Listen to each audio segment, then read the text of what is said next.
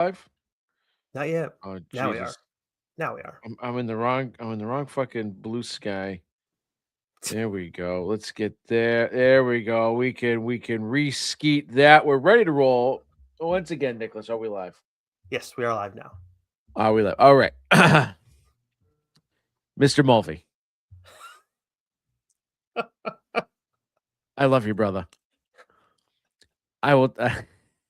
I will be the first to admit. It's the past several years. It's been real. It's like yeah, team sucks.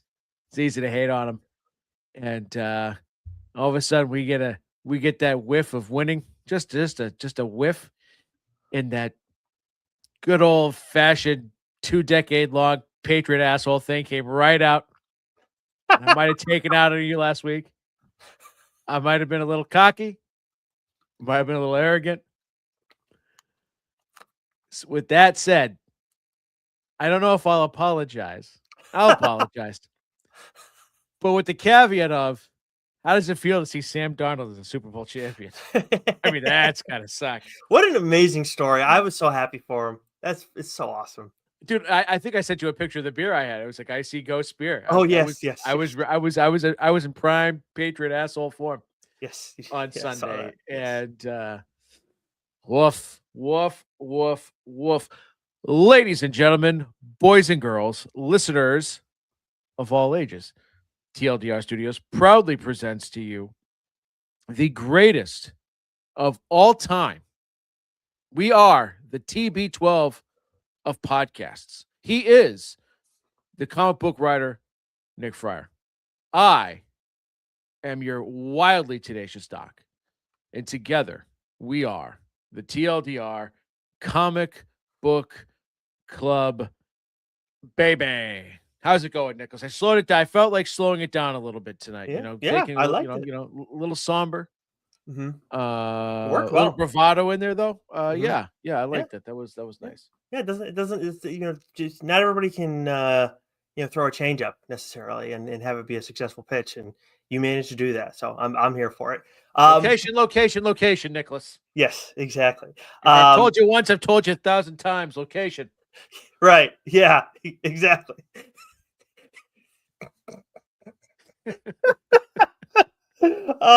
Anyways, so yeah, we are dusting off the old main line for all the shit that we have a tendency to talk about. What is it? Events, and I know you don't shy away from that at all. We do get away from our main line, our bread and butter, our meat and potatoes quite a bit, but we're doing that today for mainline issue 119 of TLDR. We've been doing this for 5 years, and when we started doing this, that's all we did. We didn't do weekly reviews. We didn't do interviews. That's for damn sure. And now, if we get in a mainline, if we get a dozen in a year, I think we had a good year. I'll tell you, Nicholas, I used to sweat that first year or two. I used to sweat. What book am I going to be able to talk about? Am I going to run out of books to talk about? On this show. And now it's just like, oh, Jesus Christ. What book am I going to? I could do 1,000 different books right now, Yeah. because we do this so few and far between, and we have access to so many more books now. And I think before, and this was before we started getting review copies too, I think, at least for me, I was solely reliant on like my graphic novel collection. Okay, what's in my collection that I have that Nick doesn't have that I love that I can talk about? And then I think the further we get in through this now, and there's so many books that are out there. We've even stopped calling dibs. We don't even need to call dibs anymore. Yeah, there's so many awesome books, and it's hard, yeah, because there's also a lot of crossover in our taste. So it's like the Venn diagram isn't really much of a Venn diagram; it's more like an inverse. And so it's very hard to do that, and especially like when we don't do them often, it's like, oh, I called dibs on this book that I know Joe wants to read, but I haven't been able to talk about it on the show. So he's just sitting there waiting and waiting. So it's like, what's the point in that? Yeah, because we're at the point now we call dibs on a book, and we might not get to a mainline issue 4 months later. Yep. Like this is the first main line since November, I think, like early November. if not late October, right? Because we had all the special episodes. I mean, the entire month of January was nothing but Friarside Chats. So Loaded. like, hey, you know what? We're dancing, baby.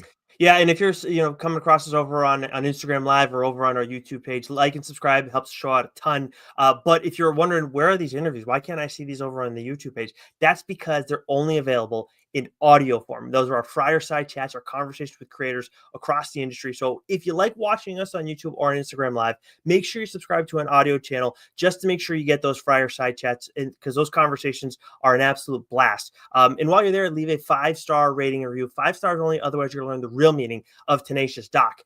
So we still have our weekly reviews that we're going to do this week, Joe. Loaded week for you and I as comic book readers, for quite a few good number ones out this week. Actually, Yeah. to that end, I think of all the books we're breaking down, we only have 2 that aren't number ones, and there are more number ones that we could have talked about in some detail. Yeah, I'm looking at it right now. 1, 2, 3, 4 out of the 6 books that we'll break down are number one. So, let's just get right to it, Nicholas. Yes, sir. Because it's a loaded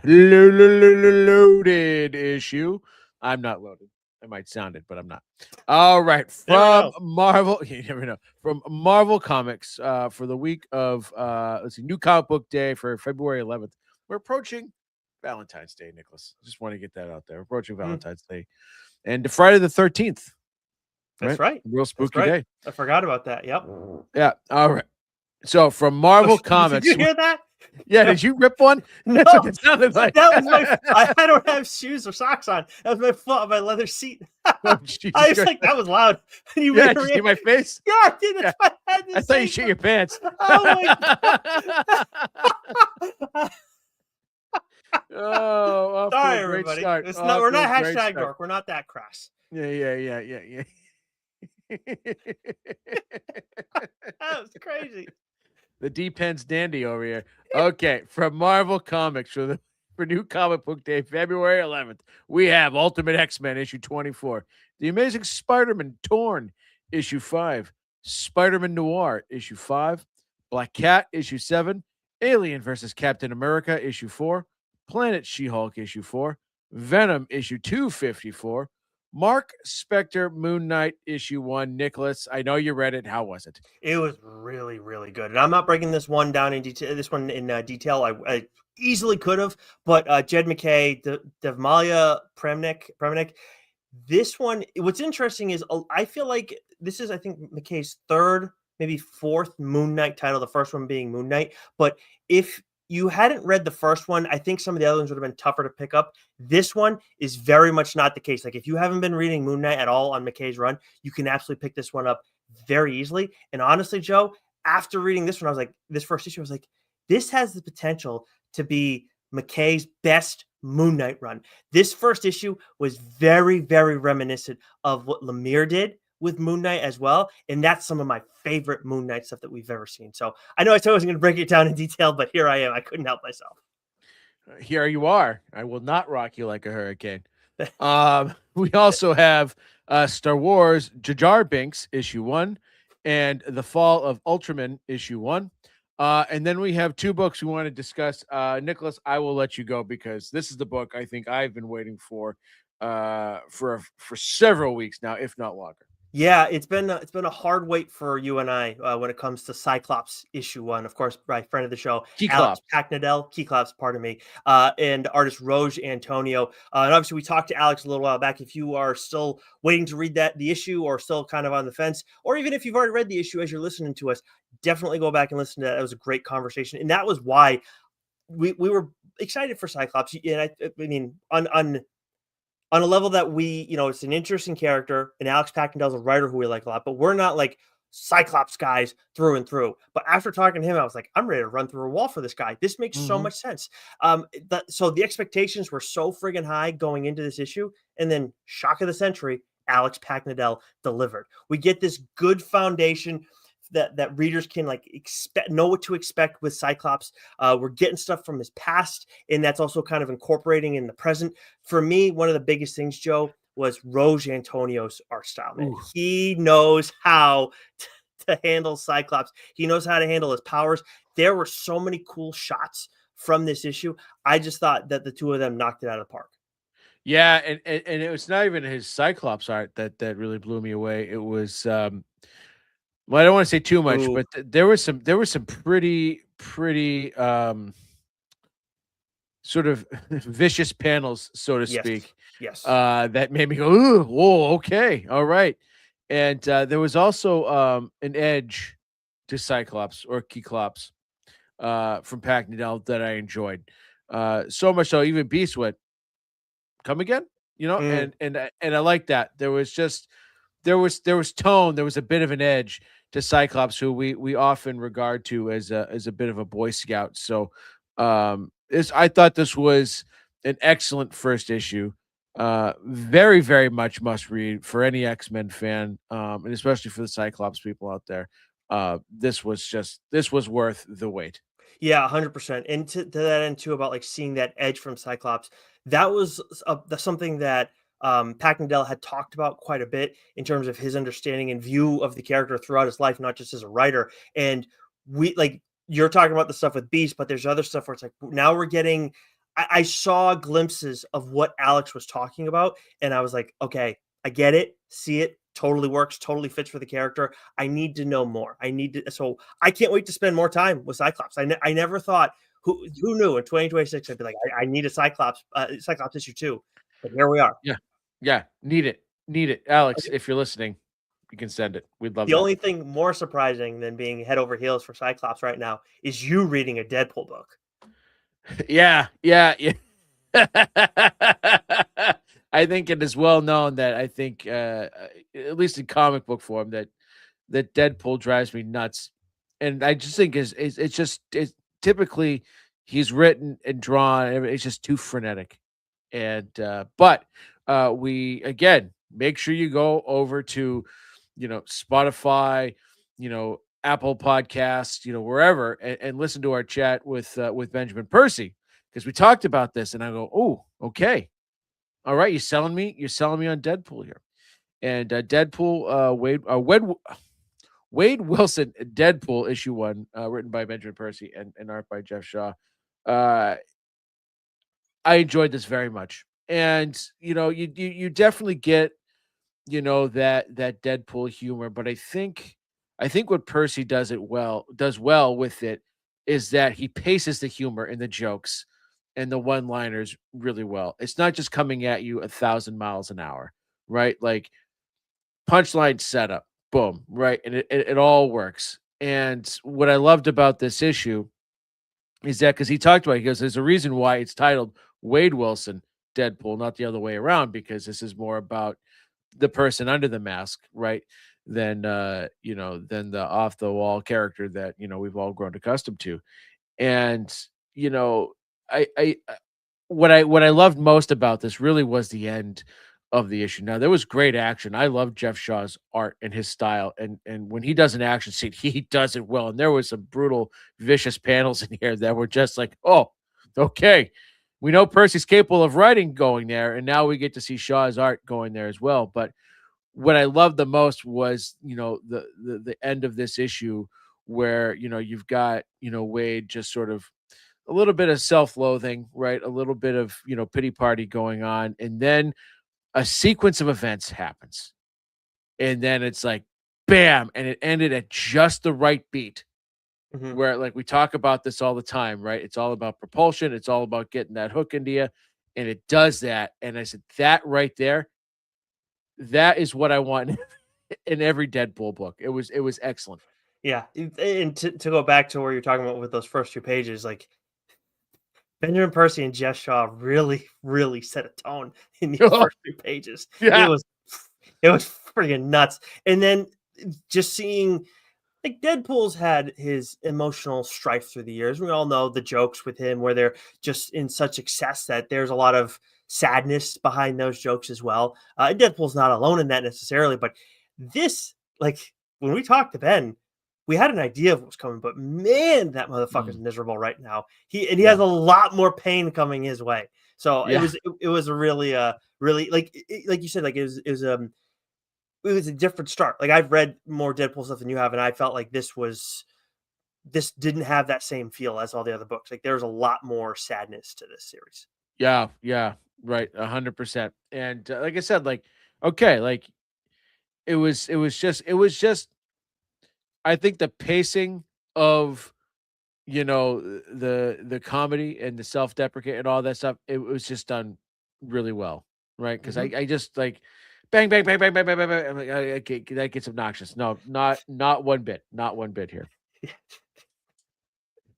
You did you? Never mind. We'll talk about it later. I can't think. I can't think. There's another title, another Deadpool title that I was thinking of, but I can't think of the name. Anyways, moving on.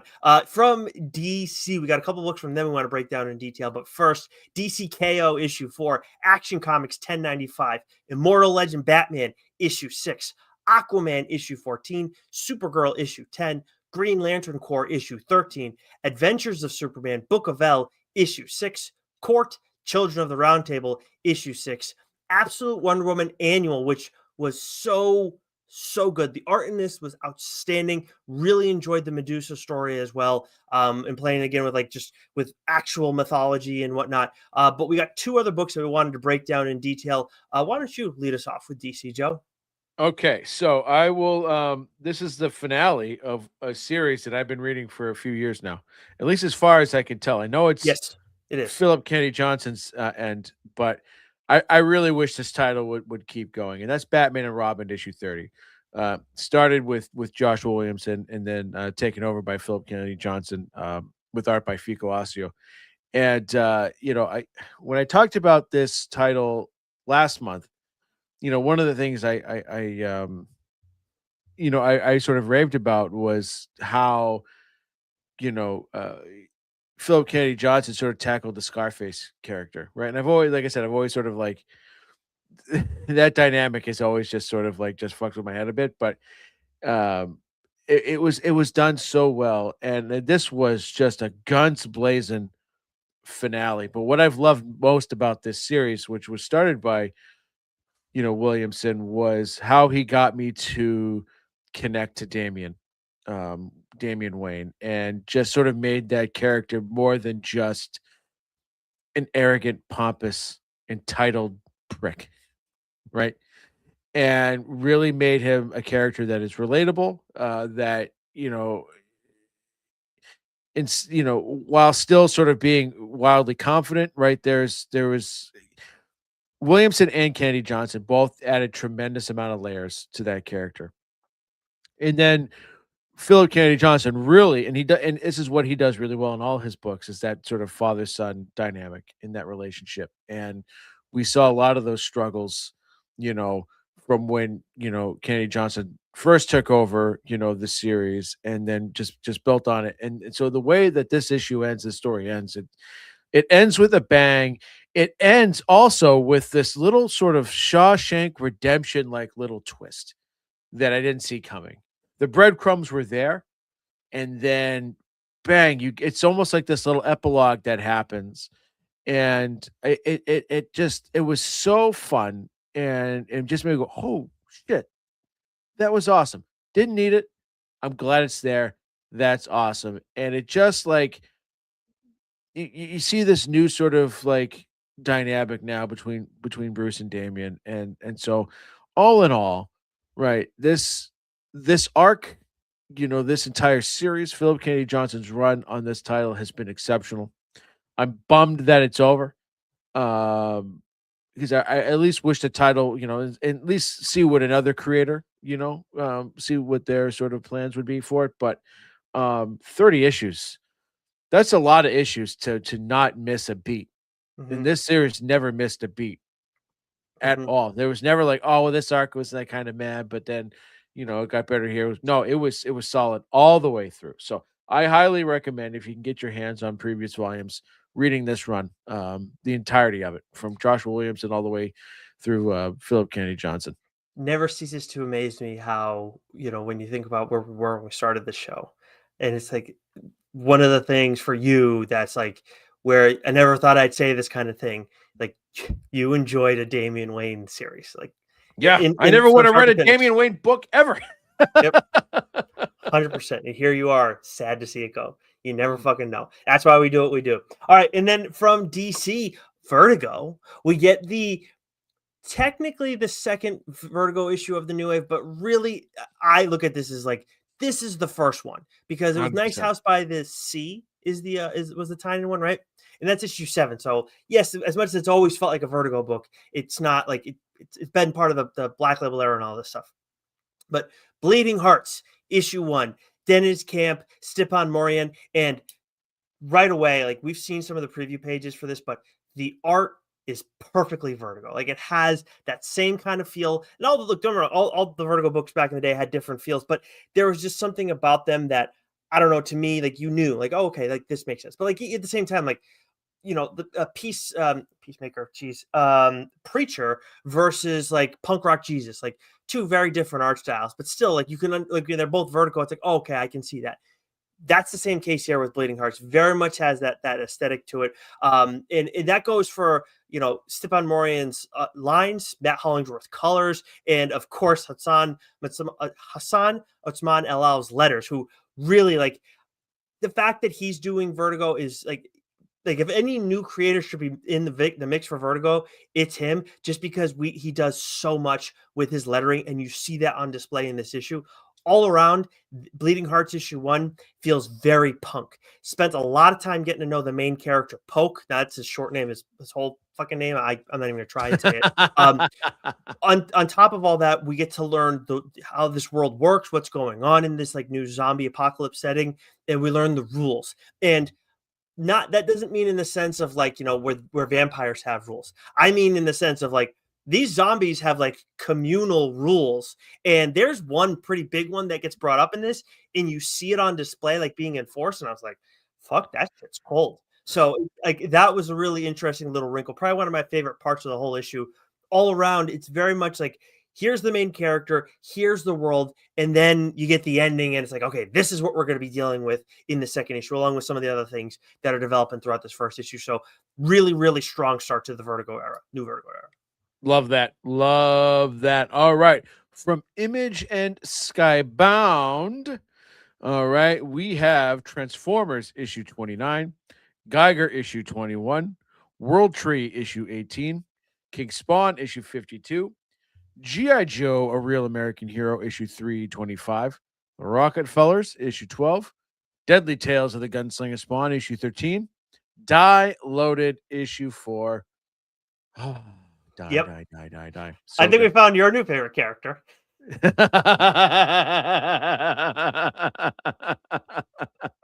Blood and Thunder, issue 10. The Curse of Shirley Johnson, issue 4. Free Planet, issue 9. Radiant Black and White, issue 1. And then a book that I think took us both by surprise. And one that was just like, this was a book that I initially forgot to like when you send the review copies. I download the ones I plan on reading, and then I organize them all because I'm, psychotic that way. I forgot to download this one, right? So, like, I'm like, okay, yeah, I've read everything, and then I go, oh shit. So I went back, and as soon as I saw the cover, I go, this book's gonna be fucking awesome. Yeah. What book is it, Nicholas? The Thing on the Doorstep, issue 1, which is written by Simon Burks with art by Will Roberts, and this is also a Top Cow book. We don't talk a whole heck of a lot about Top Cow. They only put out so many books, but obviously Mark Silvestri's imprint over at Image Comics, and this is based on H.P. Lovecraft's short story, which is by the same name. Now, we talked about this during the solicit, and it's funny. We both talked about how thank goodness for doing the solicit, because otherwise we have no idea what's coming out. And when I saw this name, I was like, oh yeah, and I saw the cover, I was like, oh, I remember getting this together for the solicit and stuff, seeing that in my perusing. But I forgot that it was an H.P. Lovecraft book, and that's very much in the synopsis. And I'll tell you right now, if you'd never read this story, like, doesn't matter. Like honestly, it's probably better because like a whole brand new thing. You don't need to know anything going into this.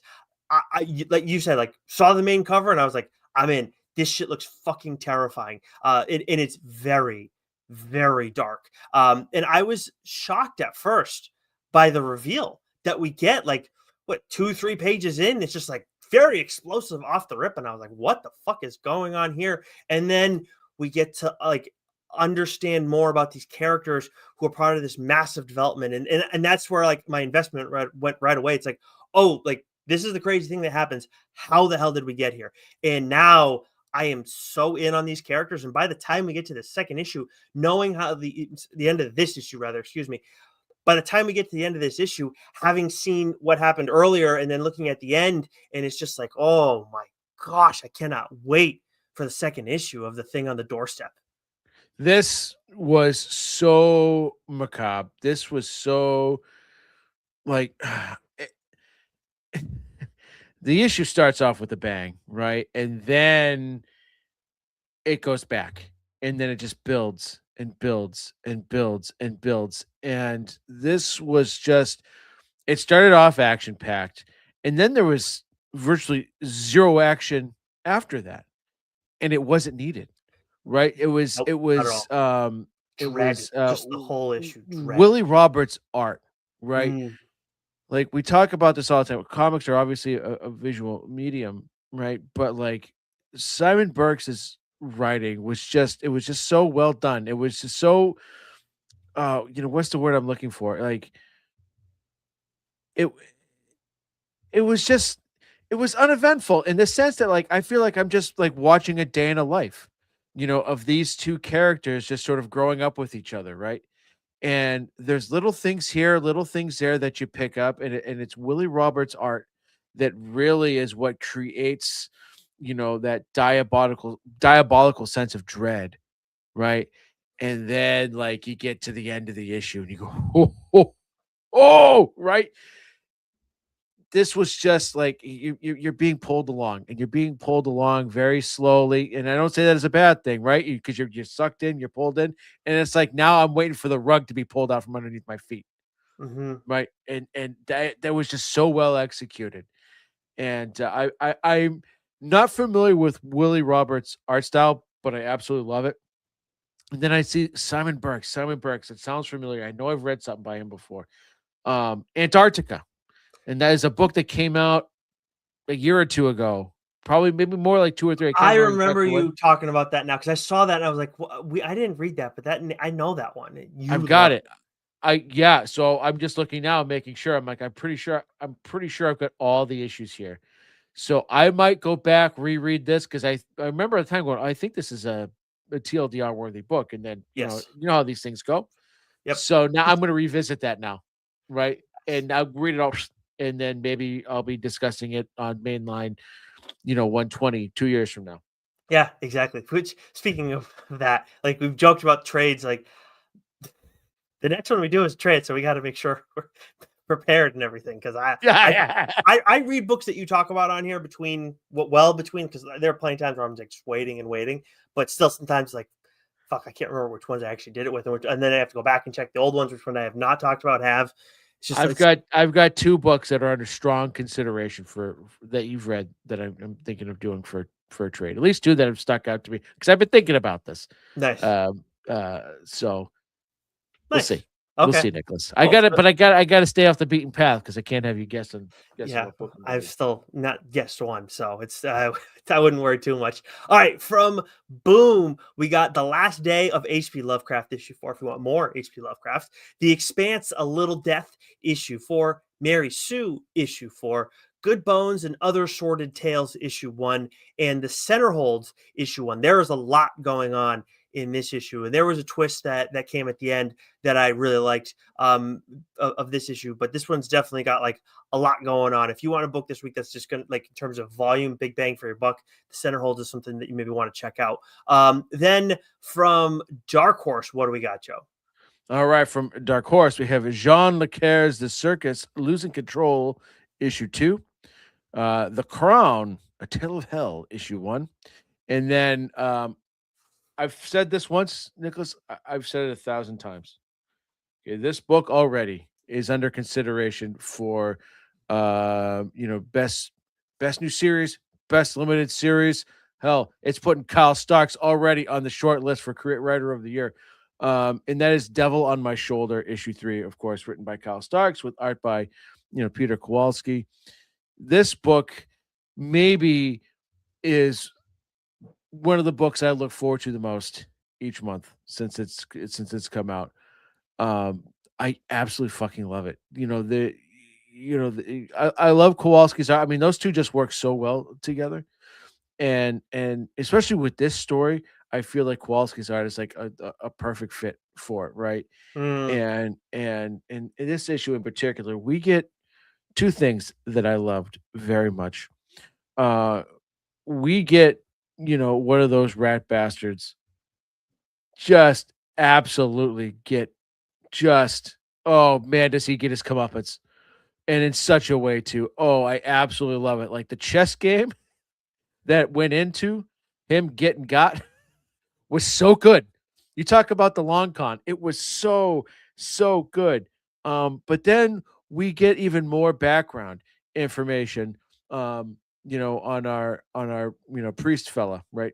mm. And I just each issue reveals a little bit more about these characters, reveals a little bit more about this sort of world in general. It's really good.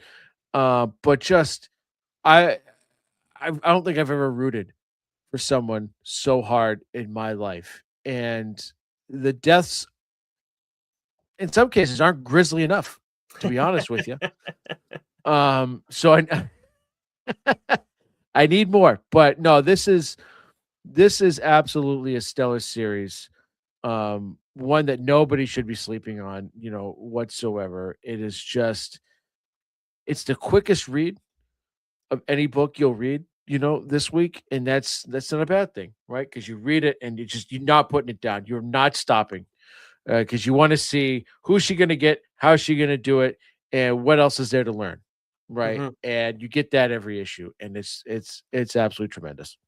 Yeah, 100%. And to the end of the chess match comment that you made, like Oh, the, her commitment is unmatched. I like oh her hatred has been palpable throughout the entirety of the series so far, but this really elevates it in a new way and then just paints it in a different light. It's just like she doesn't give a fuck. That's really like that's we like that. I don't know if I could have said that about her before. Now I very much can say that about this character. Like she yeah. like it doesn't matter. And on top of all that too, there's a seed, a small seed that I think is going to like lead to like a serious friggin' development. It was planted in this issue, and I'm like, wait a second.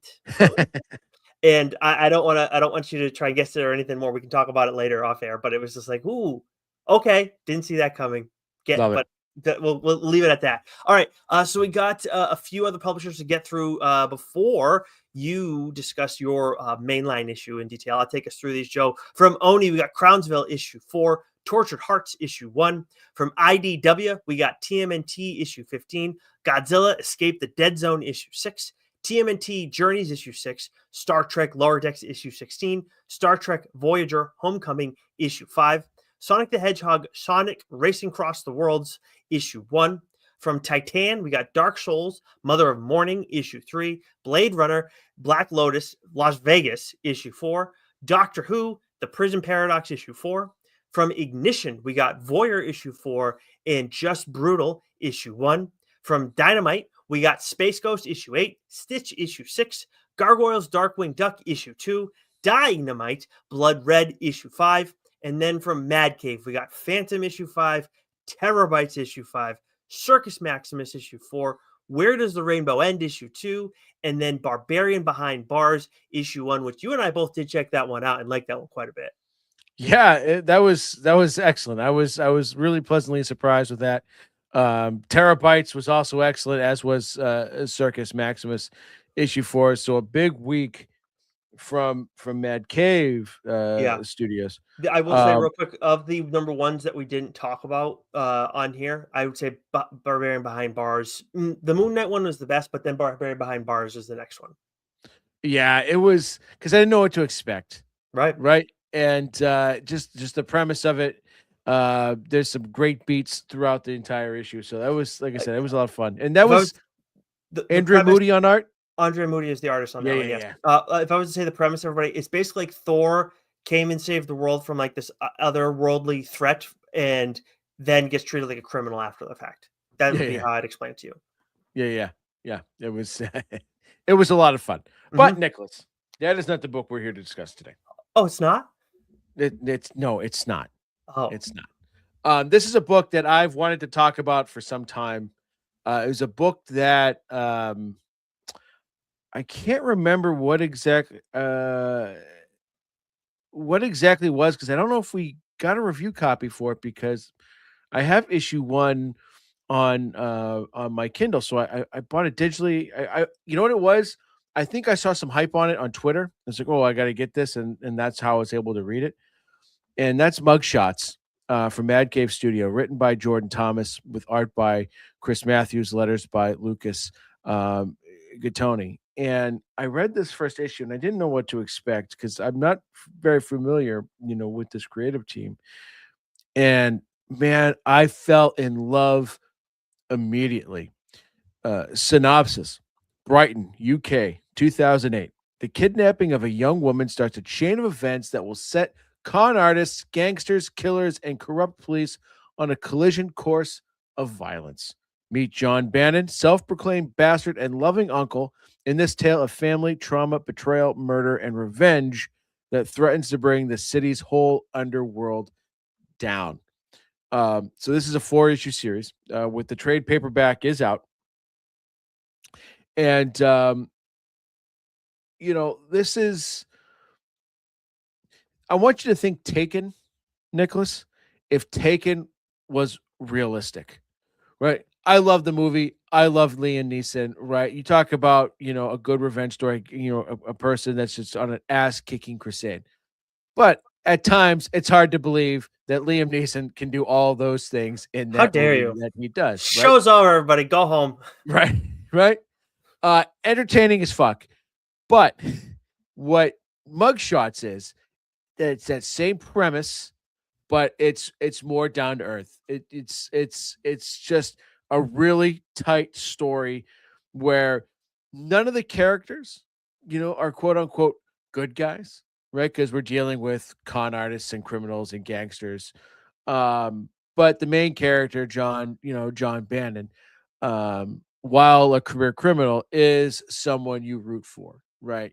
His intentions are good. He's one of those characters. He's one of those guys, right? Where no matter what he does, something fucked up is going to happen, right? He's going to ruin someone's life, even though it's not his intent, right? It's just there's everyone that knows him, this collateral damage. So this, from start to finish, right, is just an absolutely brilliant crime story, and it's one of the things we love the most about Mad Cave Studios is that most of their books are 4, 5, 6 issues long, right? Generally more in the 5, 6 range, but this one's 4, and it's really tight, and it's paced beautifully.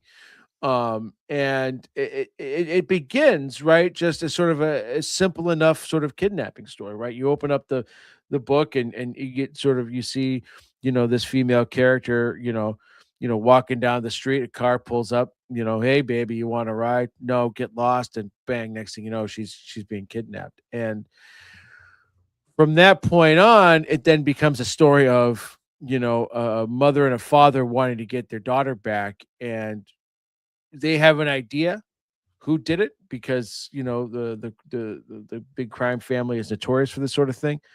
Um, but they can't go to the police because the police are corrupt. So what do? The sister's like, I'm gonna call my brother, and the husband's like, don't you fucking dare. He's an asshole, and he's just gonna make things worse. But that doesn't phase her, because she knows he's the only guy that can kind of get the job done. And so this is, I don't know if you're familiar with LA Confidential, right? That You've movie. referenced that quite a bit on the show. Real quick, speaking of references, though, Yeah. Joe Mulvey in the chat, he has arrived. He was not here for your mea culpa, but he has expressed Liam Neeson doubting is a guaranteed way to meeting the back of a hand. So Ah, you've been warned. Joe. listen, Joseph. I love Liam Neeson. I love Taken. It's a phenomenal movie. But, right, he was my age when he was doing that shit. I could barely, I'm gonna bust a hip if I try to do any of that shit. Anyways, Joe. Well, go I ahead, just want to, Joe, if he's still here. Last week, and maybe in some tweets, I let my inner patron asshole out, maybe a little prematurely. So for that, Joseph, I apologize. But Sam Darnold is a Super Bowl champion, and that sucks for me. But that's really gonna suck for you. Anyways, brother. No, this has a real sort of LA Confidential vibe to it. I highly recommend, Nicholas, if you've never seen that movie. That is a movie. You watch it. Watch it. It is really good, and it's I love pulpy noir crime stories that take in one direction, leave the breadcrumbs, and then when the time comes, it pivots. It goes in a completely different direction, and you're just like, "Holy shit!" And then when it all comes together, when all those puzzle pieces are put in place, you go, "Holy shit!" Right? And so that's what we get here. And this, like, I can't gush about this book enough. And so you've got gangs, there's turf wars, there's corrupt cops, and while like the guy's a bit of a shitbag, you're rooting for him, like I said, and you also kind of feel sorry for him because his intentions are all in the right place, but people around him, always sort of, tend to feel the brunt of his goodwill, so to speak. So you got a whole bunch of characters in here, and so John, like I said, he's the career criminal. He's very, very good at what he does, but he's had to sort of abandon his hometown for his past. It was easier for him to ditch his family, ditch his sister, ditch his niece, his goddaughter, because if he stayed around, more people that were close to him were just going to die, and so he just sort of takes off. And the big crime boss, pretty much made it known, if you ever show your face around here again, you're a dead man. So he takes off, but he is your Liam Neeson of this story, right? He is the one that's going to get his niece back, and he'll stop at nothing, to do it. You have Mary, who's his sister. He's the mother of the daughter that was taken. Her name is Grace. She has a past of her own, which really comes into play, in the story, not in like a major way, but like it's sort of like the apple doesn't fall far from the tree, and and when you kind of get there, you go, oh, gee, like it's all there, right? All these breadcrumbs are sprinkled throughout. Um, you've got Grace, who is the 18-year-old daughter, and niece to John. She's the one that gets kidnapped. So like she gets taken in the first issue, first few pages, and then she's only referenced by name, for a large part of the story, but she is so integral into sort of everything that happens because it's like a cat and mouse game, so to speak. And you got John, who's just he's trying to get all the facts and figure out who took her, what's going on, is she still alive, all this stuff. And it's like it's just so beautifully constructed. You've got the Woods family, and they're the notorious crime family. You have Harry, who's the patriarch. He's the crime boss. This guy sucks. He's a real fucking asshole. He's involved in drugs and trafficking women. He's real violent. He's got a mean streak. But you also learn some more about him too that doesn't quite make you feel sorry for him, but you go, "Oh, I wouldn't have guessed that." And then you have his son, Ian, who is less ruthless. He's not violent. He's a shitbag, but he's trying to turn the Woods family a little bit more legitimate, right? Let's not focus on drugs and trafficking women. Let's run clubs and launder money. He's so young bucks trying to show the old bull the new way of doing things, and we find out that he had a relationship with Grace, right? So that's sort of like what everyone just sort of assumed, right? The Woods family's got something to do with this somehow. How are the pieces going to come together for it? And then you have the Albanians, which these motherfuckers live for New Year's Eve. Their hair is very much slicked back, and they are real sacks of shit. And they're the main sort of partners of the Wood family in the sense that like they're the ones that round up all the women and then sell them to the Woods family so they can use them for prostitution or work in the clubs or whatever they might need.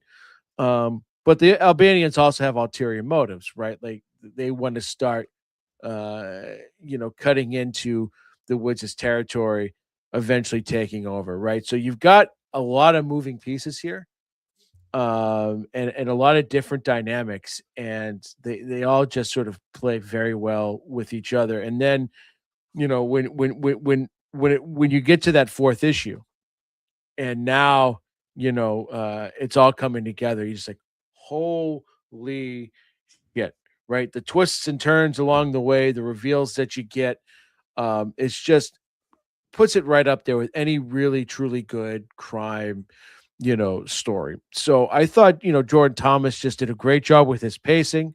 you know the action was there when you needed it, the exposition was there when you needed it.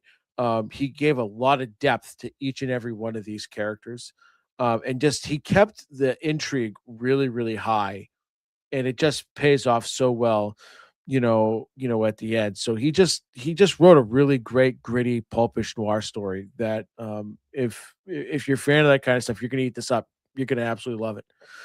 Um, the other thing that really sort of grabbed me about this book was the art.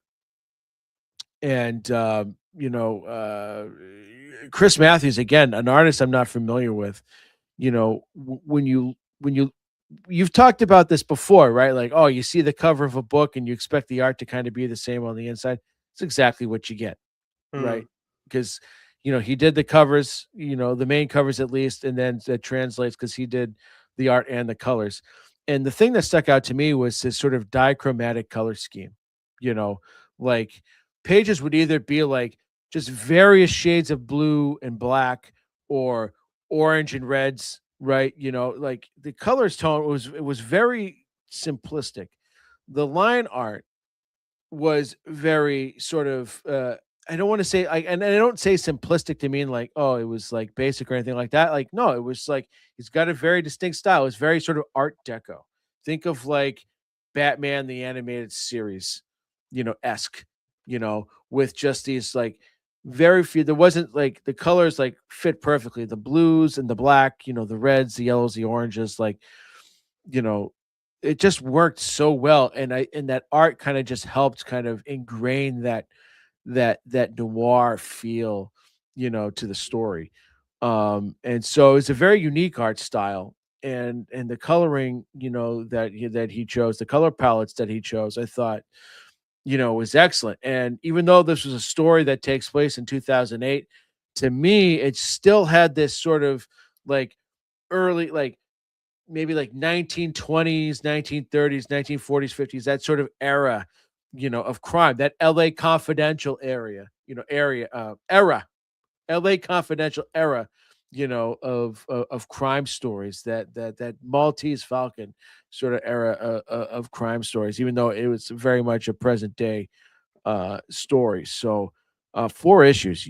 I flew through it. I reread it again over the weekend. And you'll fly right through it. It's so good.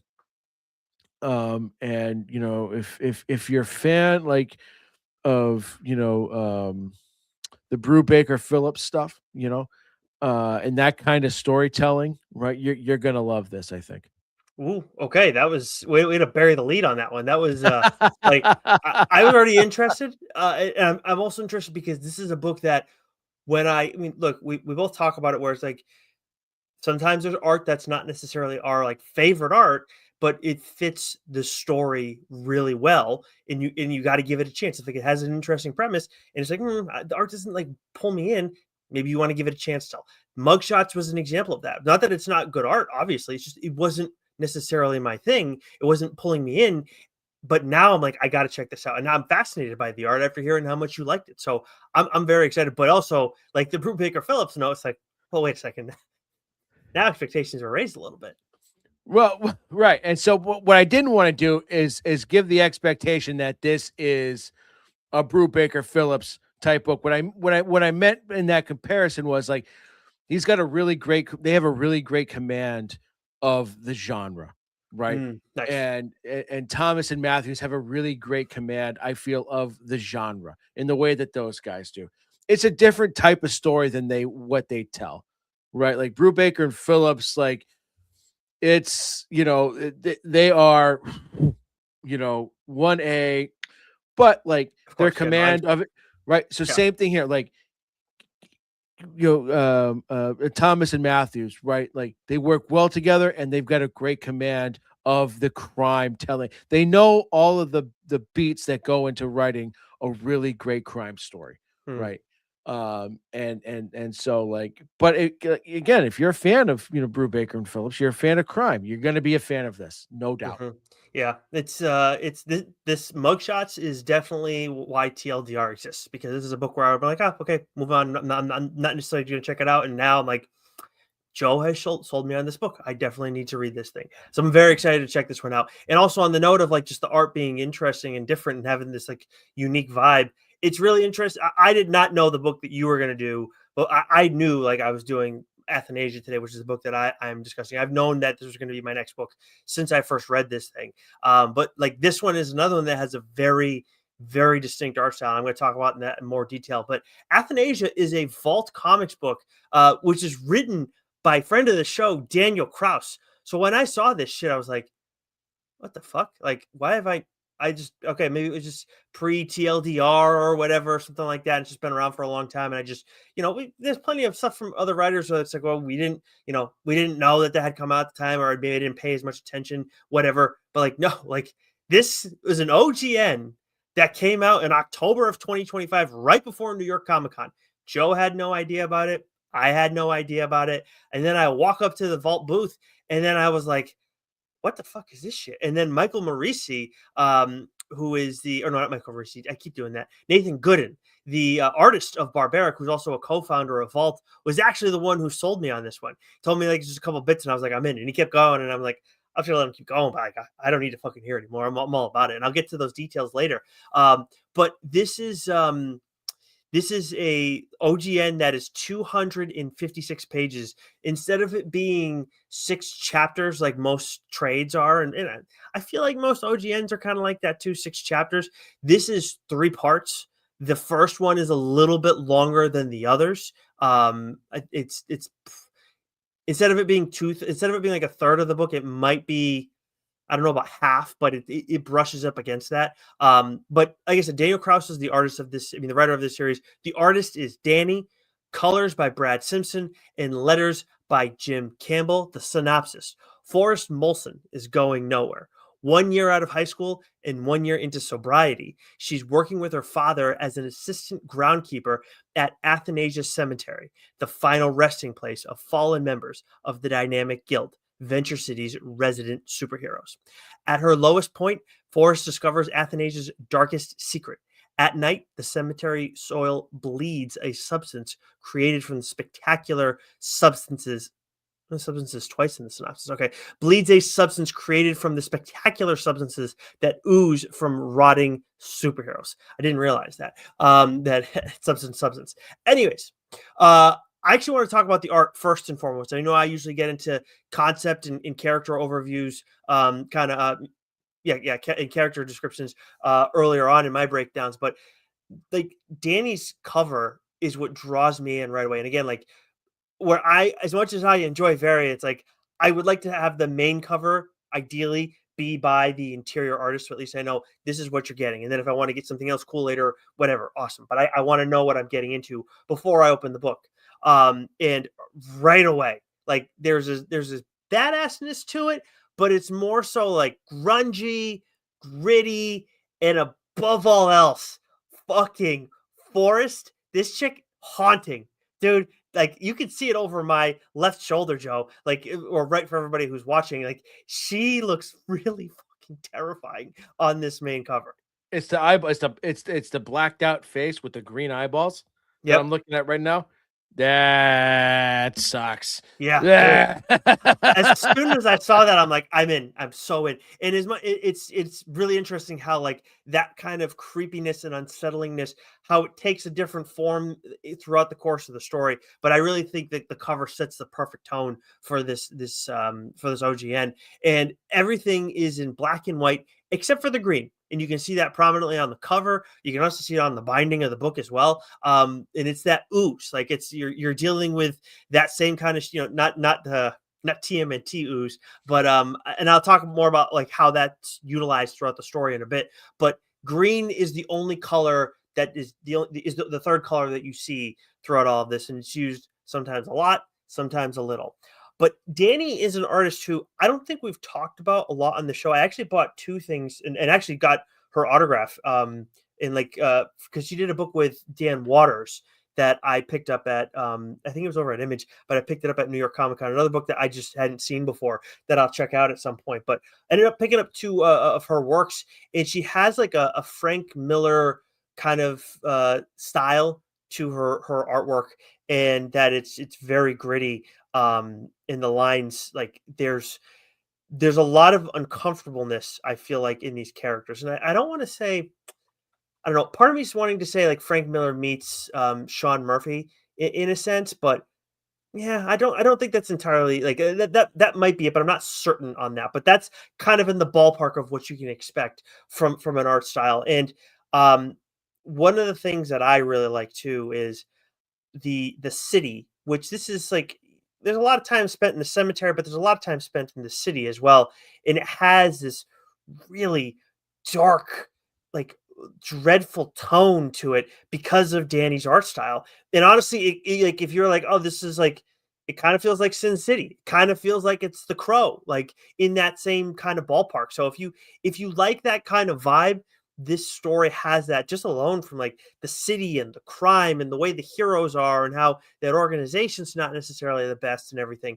It was really the perfect choice for across the story. Like and you're focusing too on a woman who's like battling a lot of demons and really, really struggling to maintain control throughout this issue. Like it's and I think that in a nutshell, like that Danny's art style is a perfect representation of this main character, Forrest, where she is always 2 seconds away from unraveling. And that's kind of like how I feel the art is throughout the entirety of this issue. So that alone is going to be enough for like you're going to get your bang for your buck. But then on top of that, you get this awesome story too in all of this. And the concept is like, first off, when I heard Graveyard for Superheroes, that's like something you've talked about before, where you've been like, somebody someday is going to do a story on the guy who builds like layers, like villain layers and everything. Right. It feels like it's in that same kind of vein. It's like, yeah, that's got to be done at some point. That roped me in enough. But then when I was talking to Nathan Gooden from Vault, he like talked about how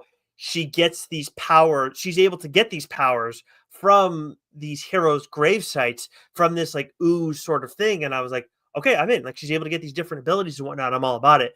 And that was like the last layer where it was like, I don't need to hear anymore. I'm good. I'm all set. I want to pick it up. I'm going to read this thing.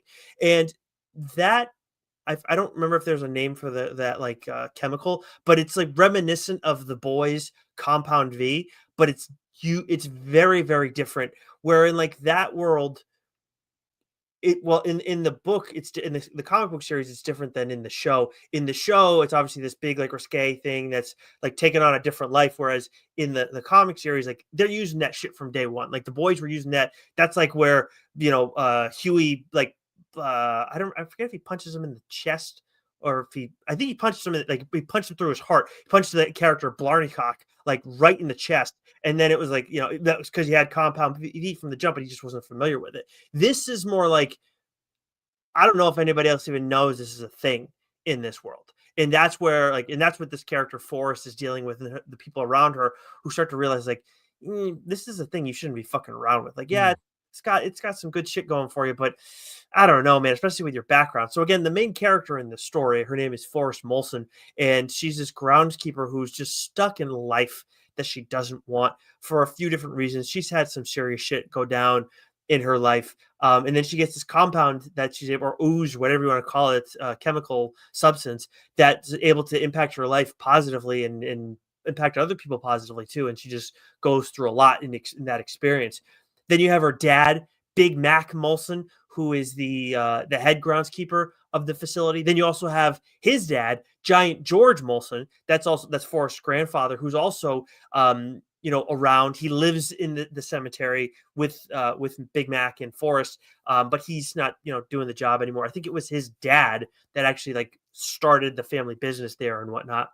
Then you have Elvis Parr, who is a former classmate of Forrest. That is her crush, who kind of comes back into her life fairly early on in the series. And then you have her best friend, Marcus, who interestingly wasn't utilized a whole lot at first, but talked about a lot.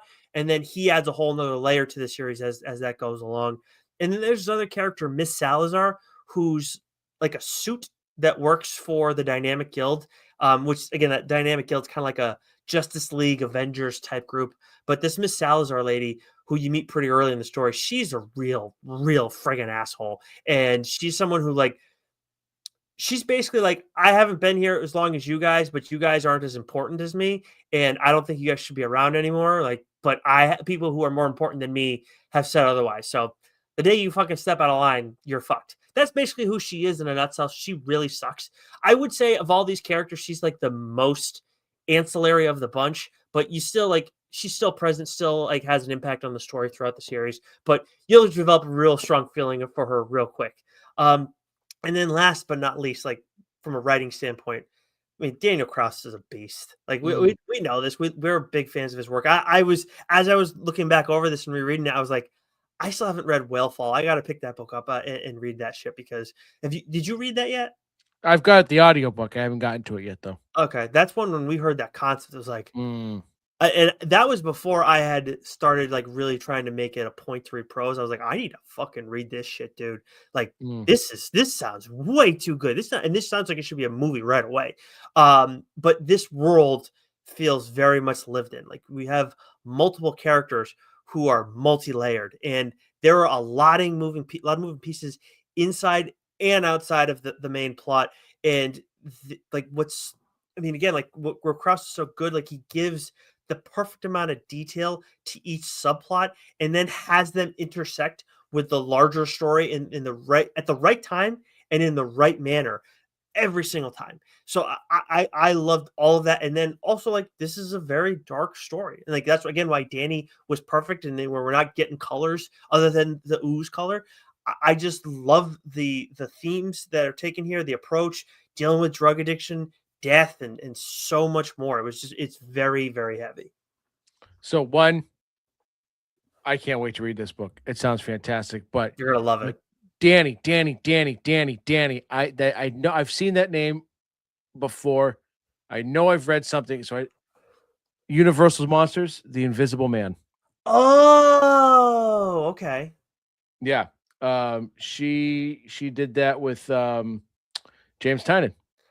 And I love the Universal series. That's a book I got to talk about on this show, because I did Dracula. I've got to do the Invisible Man. That ended just not too long ago. Excellent. Yeah, her art is haunting.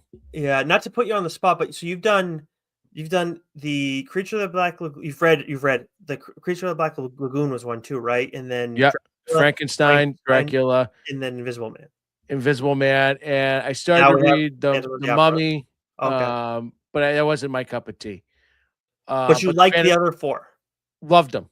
And then Phantom of the Opera just started. Has it come out yet? It's starting this month. Coming out. Yeah. Okay, cool.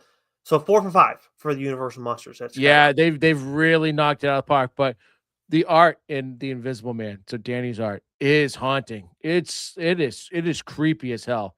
And you're right. Like the color usage is, it's done really well. It's minimalistic. But that adds to the hauntingness, right? That sort of macabre tone to, so this book sounds fantastic. And I can't say it express enough. You're gonna love this. And I didn't ask you this before because I was caught up in your other details and all your Liam Neeson slander. But like for me, Athanasia is a book that has like the world like building done where it could be a show, but I think it would be much better suited as a movie, like a nice 2-hour movie, because there is a lot to it, but like it's very grounded. And I don't think like building it out to make it a show or even a limited, like maybe a limited series, but even then, I don't think you do that. I think this could be really well done as a movie. With just to circle back on Mugshots, that sounded like a movie to me as well. Oh, 100%. I mean, it's like I said, it's taken, just it's a little bit more grounded, right? Just going after Liam Neeson. I know. I fucking love Liam Neeson. Don't get me wrong, guys. I fucking love it. And I love that movie. It's one of my favorites. But like Liam Neeson right now, he's 73 years old, picking on a 73-year-old man. Oh, I picked on Damian Wayne. He's a fucking kid. I called him a smug prick. Ain't gonna stop me. Oh man. Oh, but this is that's all I had for Athanasia, and good to know about Mugshots. But yeah, like in general, like I'm very excited to dig in on that one because that was one that I definitely slept on, and this is why we do what we do. And honestly, Joe, every time we do a mainline, I'm always like, God, those are fun. Like I love all the other stuff we do too, but it's just like, hey, like we have to force it's getting back to our roots, Yes. 100%. But reminder for everybody before we go, if you're watching us over on YouTube or on Instagram Live, make sure you subscribe to one of our audio channels. Just make sure you can listen to our Friarside Chats, our conversations with creators across the industry. And you want to subscribe there because you never know when a Friarside Chat is coming, because we never know when the Friarside Chat is coming. So subscribe there and you get it delivered right to your listening device as it drops. Until next week, Joe. I'm supposed to say, keep reading.